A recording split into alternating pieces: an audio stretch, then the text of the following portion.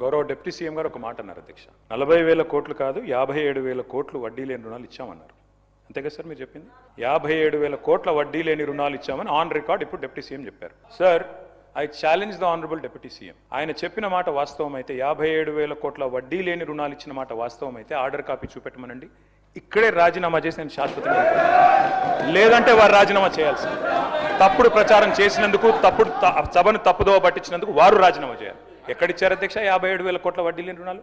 ఈ రకంగా సభను, రాష్ట్ర ప్రజల్ని, రాష్ట్రంలోని మహిళల్ని కించపరుస్తుంది మీరు. ఎక్కడిచ్చారు వడ్డీ లేని రుణాలు 57,000 కోట్లు?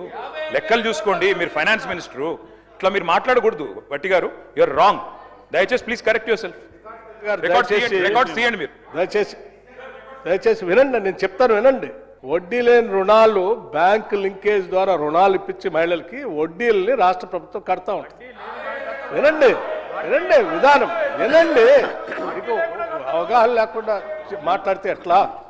అవగాహన లేకుండా మాట్లాడితే ఎట్లా? మేము వచ్చిన తర్వాత కొన్ని సంవత్సరాలుగా పెండింగ్ ఉన్నటువంటి ఆ వడ్డీ లేని రుణాల పేరు మీద కట్టాల్సిన వడ్డీకి సంబంధించినటువంటి చెక్కుల్ని మేము వచ్చిన తర్వాత క్లియర్ చేసుకుంటూ పోతా ఉన్నాం. ఇప్పుడు కూడా మేము చేసుకుంటూ ముందుకు పోతూనే ఉంటాం. తప్పనిసరిగా 5 సంవత్సరాల్లో ఈ 1,00,000 కోట్ల రూపాయలకు సంబంధించిన వడ్డీలకు సంబంధించిన దాన్ని మేము చేసుకుంటూ పోతూనే ఉంటాం. మీరు ఎన్ని ఇబ్బందులు పెట్టినా, ఎన్ని అడ్డంకులు కలిగించడానికి ప్రయత్నం చేసినా ఈ రాష్ట్రంలో ఉన్నటువంటి మహిళలకి వడ్డీ లేని రుణాలు ఇప్పించే బాధ్యత ఈ ప్రభుత్వాన్ని తీసుకుంటాం, చేసుకుంటూ ముందు పోతూనే ఉంటాం. డిప్యూటీ సీఎం గారు చెప్పారు, ఫైనాన్స్ మినిస్టర్, ఆయన ఆషామాషి వ్యక్తి కాదు. 57,000 కోట్ల వడ్డీ లేని రుణం ఇచ్చామని చెప్పారు. నేను అడిగింది ఏంటి సార్? 57,000 కోట్ల వడ్డీ లేని రుణాలు ఇచ్చిన మాట వాస్తవం అయితే దాని కాపీ చూపెట్టండి, నేను రాజీనామా చేస్తా అని చెప్పాను. దానికి చెప్పలా, మళ్ళీ ఏదో ఉపన్యాసం చెప్తున్నారు. No, you're wrong deputy CM గారు. Please check with your officers.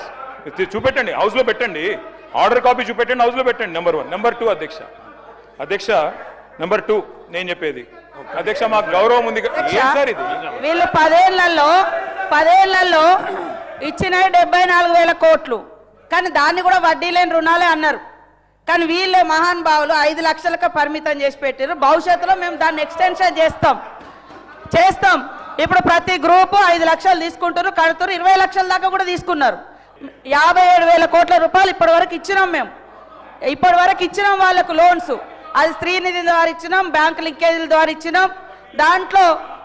దాంట్లో మేము ఇప్పటి వరకు వాళ్ళ వడ్డీ కట్టింది 1,121 కోట్ల రూపాయలు కట్టినాం. వాళ్ళు ఈ మధ్య కాలంలో ఇంకా తీసుకున్నారు. మీరే పెట్టిరు బ్యారికేడ్స్, అవి కట్టలేదు. పైనుంచి 5 లక్షలు అని పెట్టిరు. వీళ్ళే హరీష్ రావు గారే పెట్టిరు. నిన్న మొత్తం తెలుసుకున్న డాటా అయినా పెట్టిండు. ఆడవాళ్ళకి ఎందుకు అలా ఇంతగానో లోన్స్ అని కండిషన్ పెట్టిండు.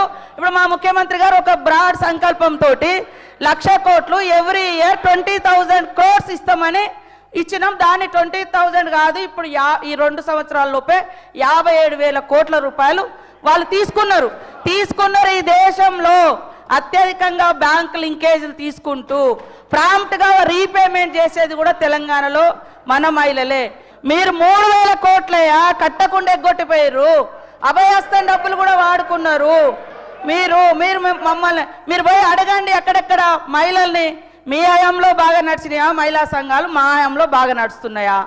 అడగండి. మీరు 10 ఏళ్లలో 74,000 కోట్ల రూపాయలు వడ్డీ లేని రుణాలని ఇచ్చిర్రు. మరి 74,000 కోట్లకి ఇచ్చిర్రా? అది పదం ఉంది, కానీ దాన్ని తగ్గించి 5 లక్షలకు లిమిటేషన్ చేసింది హరీష్ రావు గారే, ఆ రోజు ఫైనాన్స్ మినిస్టర్గా. కాబట్టి ఆ తప్పొప్పుకో. ఇప్పుడు మా ముఖ్యమంత్రి గారిని నేను ఇంకా కొంచెం వాళ్లకు ఎక్కువ వడ్డీ లేని రుణాలు వచ్చేటట్టుగా చేయడానికి నేను సిద్ధంగా ఉన్నా.